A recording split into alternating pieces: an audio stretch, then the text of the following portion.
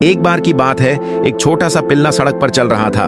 तभी एक कार ने उसे टक्कर मार दी और पिल्ला दर्द में पूरी रात वहीं पड़ा रहा। पूरी रात बीतने के बाद सुबह होते ही एक भेड़िया वहां आया और उसे अपने साथ ले गया।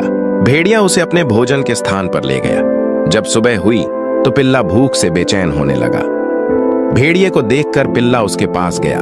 भेड़िए ने एक छोटे खरगोश का शिकार किया और उसे अपने मुंह में दबाकर पिल्ले के पास ले आया।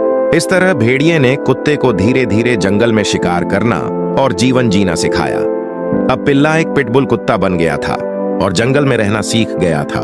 एक दिन जब भेड़िया शिकार के लिए गया, तभी अचानक वहां शेर आ गया और शेर ने भेड़िया पर हमला कर दिया। इस लड़ाई में भेड़िया बुरी तरह घायल हो गया। जब कुत्ते ने भेड़िए को घायल देखा तो उसने फैसला किया कि अब से वह खुद शिकार करेगा।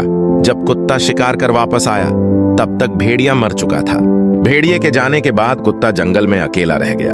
एक दिन जब वह नदी के किनारे घूम रहा था तो उसने जंगली सुअरों का एक झुंड देखा जो पानी पी रहा था। भेड़िए की सीख याद करते हुए कुत्ते ने झपट्टा मारा और अपनी ताकत और गति से उसे पकड़ लिया। यह एक साफ शिकार तो नहीं था, लेकिन इतना था कि उसका पेट भर जाए। एक शाम जब वह एक गुफा के पास आराम कर रहा था तो उसे एक तेंदुए की घुर्राहट सुनाई दी। वह तेजी से एक चट्टान पर चढ़ गया जहां तेंदुआ उस तक नहीं पहुंच सकता था।